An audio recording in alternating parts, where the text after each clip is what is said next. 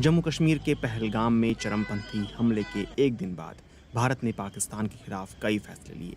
तो जवाब में पाकिस्तान ने भी कई निर्णय लिए।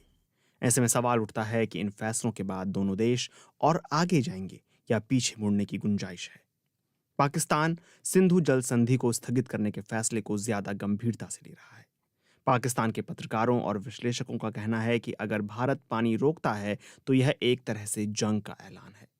पाकिस्तान के वरिष्ठ पत्रकार और विश्लेषक नजम सेठी ने पाकिस्तानी न्यूज चैनल समा टीवी पर कहा कि पाकिस्तान दो स्थिति में मानेगा कि भारत ने जंग की शुरुआत कर दी है।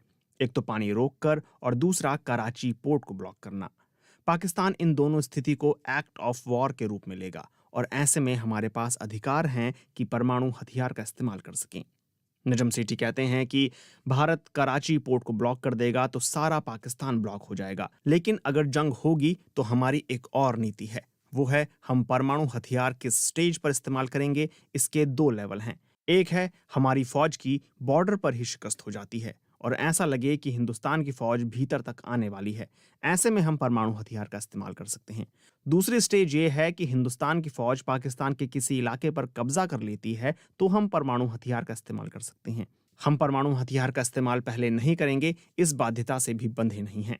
हालांकि भारत इस नीति को मानता है कि वह पहले परमाणु हथियार का इस्तेमाल नहीं करेगा, लेकिन अगस्त 2019 में भारत के रक्षा मंत्री राजनाथ सिंह ने कहा था कि अभी तक हमारी नीति है कि हम पहले परमाणु हथियार का इस्तेमाल नहीं करेंगे, लेकिन भविष्य में ये नीति हालात पर निर्भर करेगी।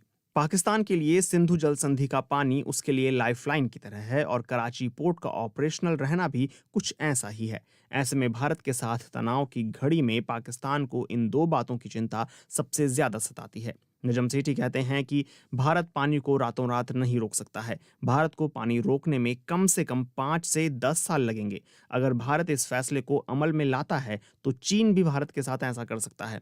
भारत थोड़ा बहुत तंग कर सकता है, लेकिन पूरी तरह से बंद नहीं कर सकता है। भारत इसराइल नहीं है और हम फलस्तीन नहीं हैं।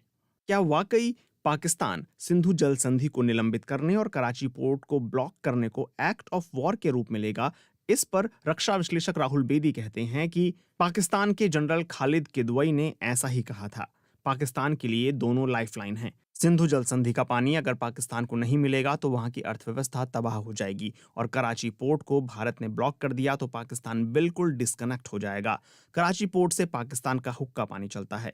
क्या भारत कराची पोर्ट को ब्लॉक करने की क्षमता रखता है?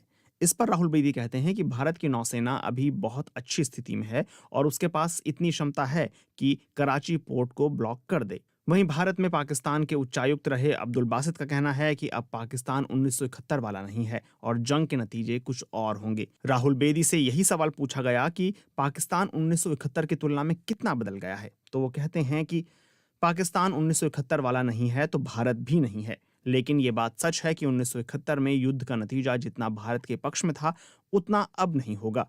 इसका सीधा कारण यही है कि दोनों मुल्कों के पास परमाणु हथियार हैं। अभी की स्थिति देख मेरे मन में डर है, लेकिन एक चीज आश्वस्त करती है। मुझे लगता है कि चीन और रूस जंग नहीं होने देंगे।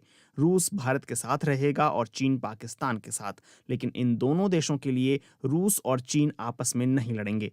ऐसे में दोनों देश यही चाहेंगे कि भारत पाकिस्तान में जंग